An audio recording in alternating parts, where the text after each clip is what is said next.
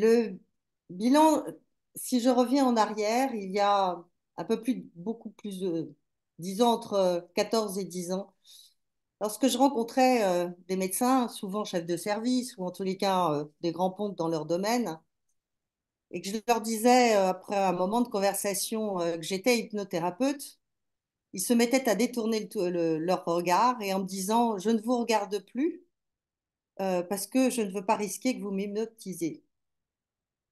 Aujourd'hui, heureusement, on voit que les croyances ont évolué et que les consultations en hypnose fleurissent à l'hôpital. Et fort heureusement d'ailleurs pour nous.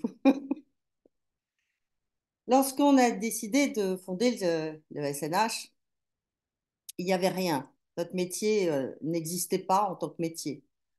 Euh, et on a décidé de faire un syndicat professionnel. Pour ce faire, on a commencé d'abord par avoir une RC Pro. Parce que les RC Pro qui étaient pseudo sur le marché, en réalité, excluaient l'hypnothérapie alors qu'on nous vendait une RC Pro en hypnose. On a fini par en trouver une qu'on a quasiment d'ailleurs constituée et qui nous garantissait. Mais il faut savoir qu'à l'époque, comme on n'était pas vraiment des professionnels reconnus comme tels, on payait quand même 500 euros par an notre RC Pro. Mais on était déjà très content d'en avoir une. Ensuite, on est allé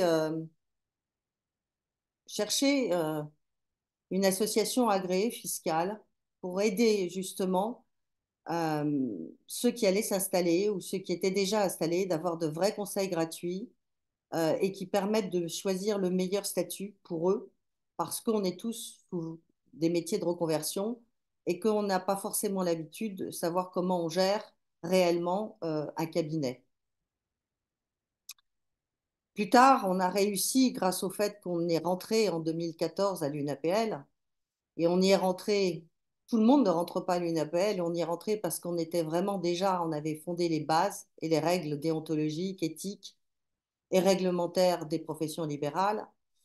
On a pu avoir une RC Pro qui aujourd'hui est à prix très doux et qui est identique à celle des professions de santé. En comparaison, même si c'est un contrat groupe SNH qui est réservé exclusivement à SNH et exclusivement chez la personne qui gère ce contrat, qui n'est pas nous, qui est AXA Entreprise. Mais on a réussi à monter déjà vraiment des bases solides. Grâce à l'UNAPL, on a pu avoir accès à la Commission européenne.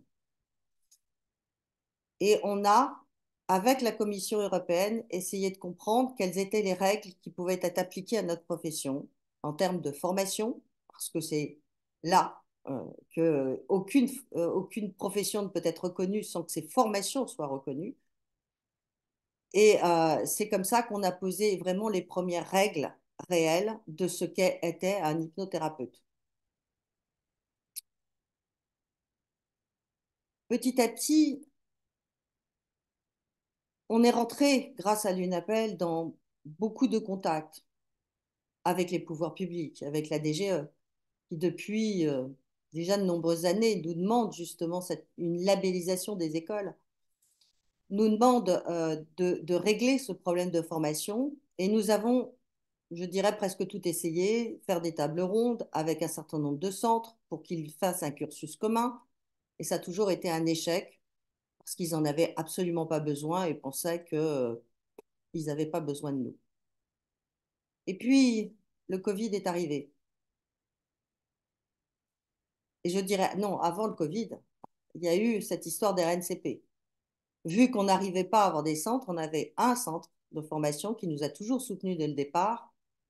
Et avec, en partenariat, nous avons déposé un RNCP commun. Il était conforme en tout point. Il aurait dû passer. Tous les acteurs avaient dit oui, sauf un seul. Et quand à un membre du gouvernement, un ministère dit non, les autres sont obligés. C'est à l'unanimité, donc il n'a pas été élu et c'était le ministère de la Santé. Pour quelle raison? Sans doute parce que des croyances encore traînaient, mais surtout parce qu'il y avait un nombre de formations tellement hétéroclites que même un RNCP n'aurait pas résolu ce problème. Et que de toute façon, ils avaient d'autres chats probablement à fouetter. Le directeur, à l'époque, nous avait dit que c'était inadmissible que notre RNCP soit pas passé. Et il nous a engagés à faire une démarche politique, ce que nous avons fait. Ce qui nous a permis d'ailleurs de refaire une autre communication un peu plus justement professionnelle. Et nous avons rencontré, grâce à beaucoup, beaucoup quand même, plus d'une centaine de nos adhérents qui se sont investis et qui ont été voir leurs sénateurs, leurs députés, pour les convaincre de nous soutenir et de nous faire reconnaître. Moi-même, j'ai rencontré beaucoup de sénateurs et j'ai rencontré aussi beaucoup de députés. D'ailleurs, 56 ont déposé un amendement pour notre reconnaissance. Malheureusement, c'est justement au moment que s'est déclenchée la crise des Gilets jaunes. Ils ont eu d'autres chats à fouetter, notre amendement n'a jamais été voté. Et puis le Covid, justement, est arrivé. Mais nous avions noué de solides contacts politiques, et y compris justement au niveau de pouvoir public. Et ce qui fait qu'au deuxième confinement, on a été la seule, je dirais, non RPPS et non Adélie, ce qu'on va nous rejeter bientôt, plus tard, à ouvrir à côté des ostéopathes et des chiropracteurs et des sophrologues. On a été les seuls à nous permettre à ouvrir nos cabinets. Et d'ailleurs, Olivier Véran, qui à l'époque était ministre de la Santé, nous a remerciés pour le soutien que nous avons apporté pendant cette crise du Covid. On a continué, euh, bien entendu, après, et on s'est dit qu'il fallait effectivement régler ce problème euh, de certification, et on a essayé de contourner le problème de ce manque de RNCP en allant voir, en essayant de faire en tous les cas une certification par le COFRAC. Le COFRAC étant le certificateur d'État, ce qui pouvait remplacer très largement un RNCP afin de protéger notre titre.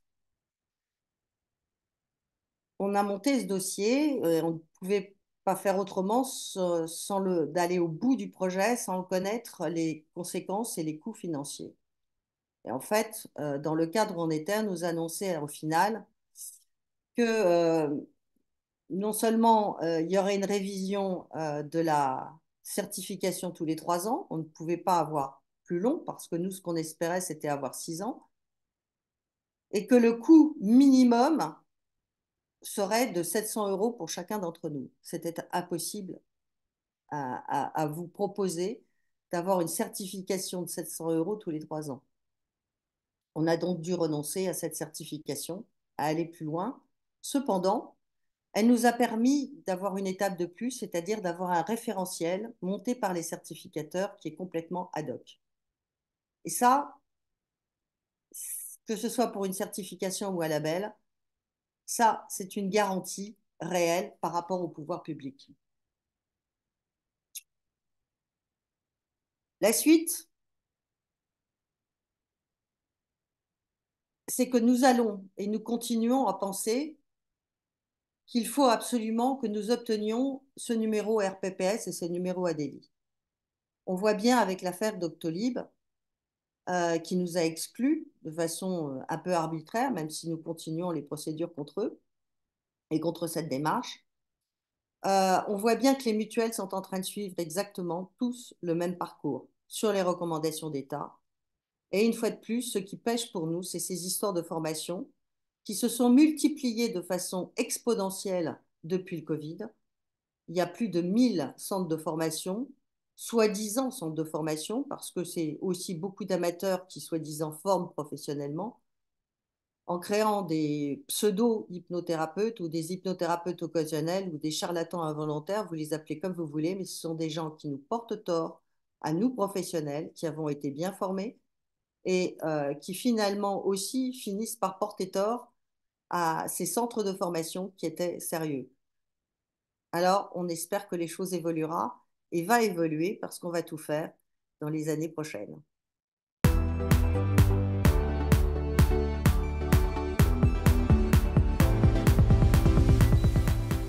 L'avenir pour notre profession va subir sans doute une certaine révolution comme toute la santé.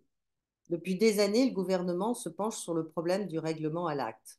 beaucoup le dénoncent, et commence à se pratiquer de plus en plus des paiements au forfait, que ce soit dans les instituts, que ce soit euh, dans les centres privés, hôpitaux et autres. Euh, Si nous réussissons, bien entendu, à avoir ce numéro RPPS, euh, bien entendu, nous serons soumis aux mêmes conditions, à savoir ces paiements au forfait, qui permet d'ailleurs un suivi du patient. Et en signant des conventions euh, librement, puisque nous sommes des professions libérales, avec un organisme, un institut, des hôpitaux privés sur un jour, 2 jours, avec plusieurs aussi, pourquoi pas, nous aurons un forfait, quel que soit le nombre de séances, pour une journée ou 2 journées, ce sera à nous de choisir, hein, et à la demande. Mais ça permettra aussi et ça facilitera aussi la gestion de nos cabinets, parce qu'avec des versements mensuels fixes, dont nous serons tous sûrs d'obtenir, à partir du moment où on aura réussi à garantir et à sécuriser notre profession, ce sera plus confortable pour tous les professionnels que nous sommes et ça interdira cette concurrence absolument quelque part déloyale de gens qui sont mal formés, qui ne se sont pas investis, qui n'ont pas notre bagage et qui effectivement pullulent le marché parce que quelque part c'est une force, une escroquerie du public et, et c'est à nous, ça nous porte énormément de tort et à l'image de notre profession. Ça, c'est sûrement le premier point et le plus important. Comment on y arrivera? Ça sera les enjeux de 2024. Nous y travaillons.